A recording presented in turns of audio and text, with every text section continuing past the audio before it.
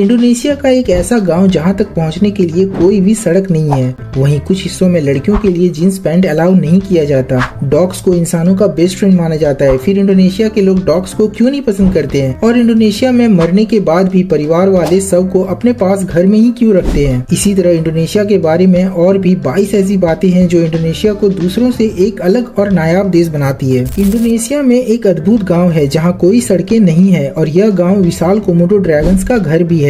रिनका द्वीप पर स्थित यह गांव अपनी अनोखी विशेषताओं के लिए जाना जाता है। यहाँ लोग पारंपरिक नावों और पैदल यात्रा के माध्यम से एक जगह से दूसरी जगह जाते हैं, क्योंकि इस इलाके में आधुनिक सड़कों का निर्माण नहीं हुआ है। यह स्थान कोमोडो ड्रैगन्स के लिए भी प्रसिद्ध है, जो दुनिया की सबसे बड़ी छिपकलियों में से एक है। ये विशाल जीव केवल इंडोनेशिया के कोमोडो नेशनल पार्क में पाए जाते हैं। इस गाँव के लोग इन ड्रैगन्स के साथ में रहते हैं और इन्हें सम्मान और सावधानी से संभालते हैं। यह स्थान न केवल अपनी अनूठी जैव विविधता के लिए प्रसिद्ध है, बल्कि पर्यटकों के लिए भी एक बड़ा आकर्षण है जो इस इलाके की अद्वितीय संस्कृति और प्रकृति को अनुभव करना चाहते हैं। इंडोनेशिया में कुछ अनोखे और सख्त सामाजिक नियम है जिनका पालन करना बेहद जरूरी है। अगर आप किसी के साथ डेट पर जा रहे हैं तो अपनी आईडी को साथ में रखना ना भूलें। इंडोनेशिया में मोरालिटी पुलिस सक्रिय है जो यह सुनिश्चित करती है कि लोग सार्वजनिक रूप से नैतिकता के मानकों का पालन करें। पहचान पत्र साथ न होने पर आपको मुश्किलों का सामना करना पड़ सकता है। इसके अलावा इंडोनेशिया में पैसे का बहुत सम्मान किया जाता है। वहाँ के करेंसी नोटों पर राष्ट्र प्रतीकों और नेताओं के तस्वीर होते हैं, इसलिए पैसे पर पैर रखना या उसे गंदे या अपमानजनक तरीके से फेंकना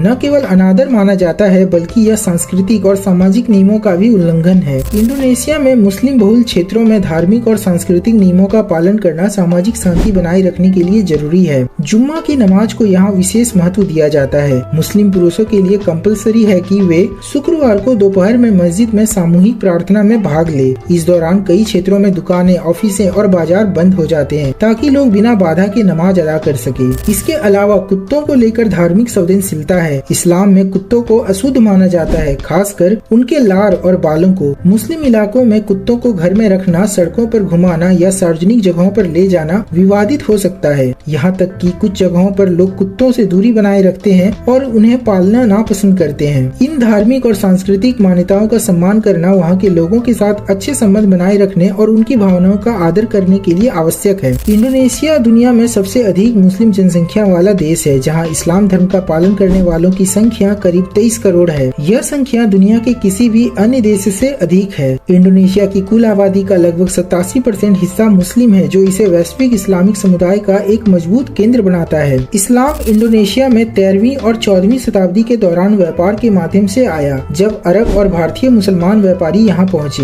उन्होंने स्थानीय शासकों और समाज को इस्लाम से परिचित कराया। धीरे धीरे इस्लाम यहाँ मुख्य धर्म बन गया, लेकिन स्थानीय संस्कृति और परंपराओं के साथ इसका अद्भुत समन्वय हुआ। इंडोनेशिया का इस्लाम सूफी परंपरा और सहिष्णुता पर आधारित है, जो इसे अन्य मुस्लिम देशों से अलग बनाता है। हालांकि यह एक मुस्लिम मेजॉरिटी देश है, फिर भी इंडोनेशिया एक धर्मनिरपेक्ष राष्ट्र है और यहाँ हिंदू, बौद्ध, ईसाई और अन्य धर्मों के लोग भी शांति पूर्वक रहते हैं। यह विविधता इंडोनेशिया की एक विशेषता है, जहाँ धार्मिक स्वतंत्रता का संवैधानिक अधिकार है। इसके साथ ही इंडोनेशिया में इस्लाम की भूमिका सामाजिक और सांस्कृतिक जीवन में गहराई से रची बसी है, जैसे कि रमजान, जुम्मा की नमाज और इस्लामी त्योहारों को बड़े पैमानों पर मनाया जाता है। इंडोनेशिया का यह धार्मिक संतुलन और सहिष्णुता इसे दुनिया का सबसे महत्वपूर्ण और अनोखे मुस्लिम देशों में से एक बनाता है। इंडोनेशिया एक अनोखा देश है जो 2 महाद्वीपों एशिया और ऑस्ट्रेलिया के बीच स्थित है। इसका भूगोल इसे एशियाई और ऑस्ट्रेलियाई प्लेटों पर फैले द्वीपों का समूह बनाता है। यही कारण है कि यहाँ की जलवायु, वनस्पति और जीव जंतु एशियाई और ऑस्ट्रेलियाई दोनों क्षेत्रों की विशेषताओं को प्रदर्शित करते हैं। यह भौगोलिक स्थिति इंडोनेशिया को सांस्कृतिक और जैव विविधता के लिहाज से एक अनूठा स्थान बनाती है।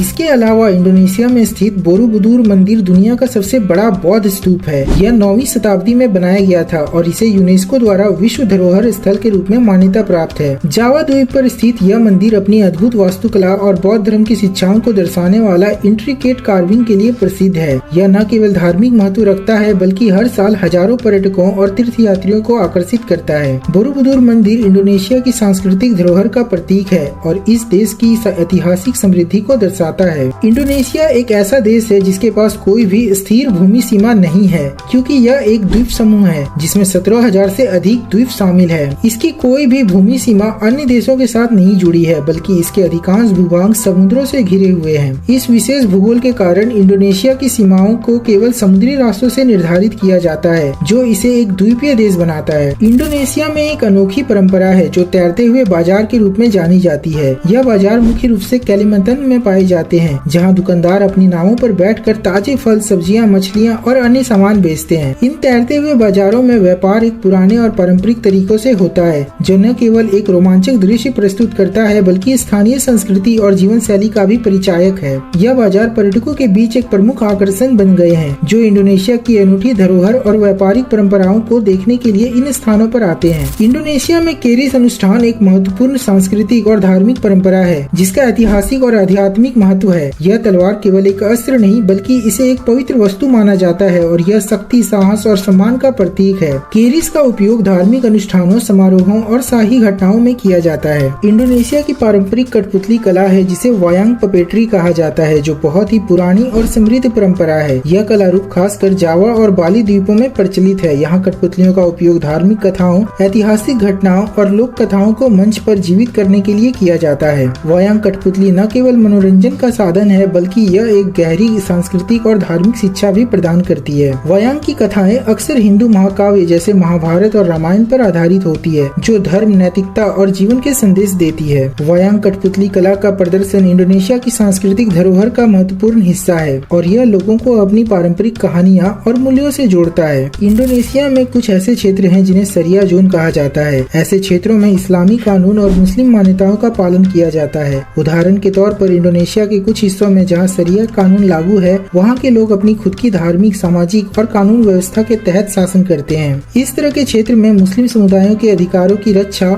और शरिया के अनुसार शासन करने का दावा करते हैं, हालांकि उन्हें आमतौर पर सरकारी या अंतर्राष्ट्रीय पहचान प्राप्त होती है। इंडोनेशिया में लड़कियों के लिए मिनी स्कर्ट या जींस पैंट पर प्रतिबंध को लेकर कुछ क्षेत्रों में सख्त सामाजिक और धार्मिक नियम है। यहाँ के पारंपरिक और धार्मिक मान्यताओं के अनुसार महिला पहनावे में संयम और शालीनता की महत्वपूर्ण भूमिका होती है। मिनी स्कर्ट जैसे छोटे और खुला पहनावा अक्सर कुछ क्षेत्रों में अनैतिक या अशोभनीय माना जाता है। विशेषकर आंचे जैसे मुस्लिम बहुल प्रांतों में शरिया कानून के तहत ऐसे कपड़े पहनने पर प्रतिबंध हो सकता है और वहाँ के लोग इसे सार्वजनिक शालीनता और नैतिकता के खिलाफ मानते हैं। इसके अलावा सार्वजनिक स्थानों पर किसिंग को भी इंडोनेशिया में एक गंभीर सामाजिक उल्लंघन माना जाता है। यहाँ की सांस्कृतिक और इस्लामिक मान्यताओं के अनुसार सार्वजनिक स्थानों पर शारीरिक प्रेम प्रदर्शन जैसे कि किस करना अश्लील और संवेदनशील माना जाता है। यह न केवल धार्मिक दृष्टिकोण से गलत माना जाता है बल्कि सामाजिक दृष्टिकोण से भी इसे अनुचित और असभ्य समझा जाता है। ऐसे सार्वजनिक प्रदर्शन को कानून द्वारा भी प्रतिबंधित किया जा सकता है, जैसे समाज में सम्मान और मर्यादा बनी रहे।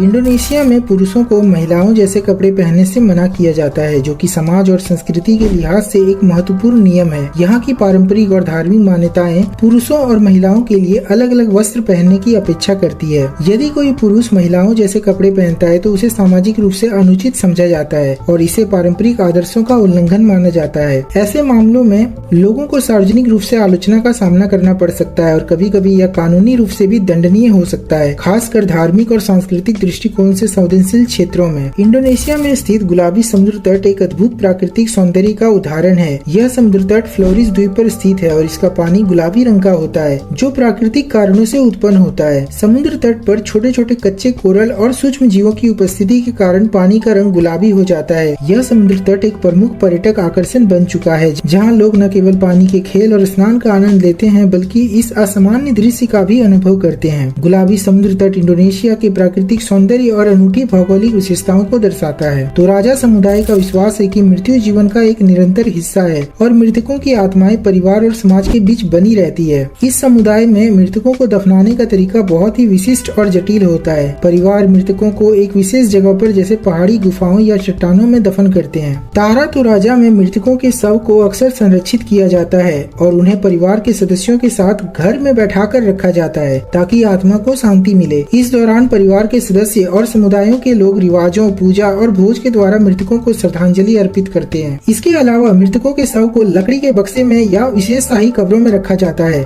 और उन्हें सांपों के आकार के पैटर्न जैसी सजावट से सजाया जाता है। यह संस्कार पारंपरिक विश्वास और श्रद्धा को दर्शाता है, जो एक जीवित रिश्ते के रूप में मृतकों की याद को बनाए रखता है। ग्रीस देश में साल के आखिरी दिनों में पुतले क्यों जलाए जाते हैं और ग्रीस देश के ज्यादातर घर सफेद और नीले रंग के ही क्यों होते हैं? अगर आप ऐसे ही ग्रीस के बारे में 17 और अनोखी बातें जानना चाहते हैं तो एंड स्क्रीन पे आ रही वीडियो को जरूर देखें।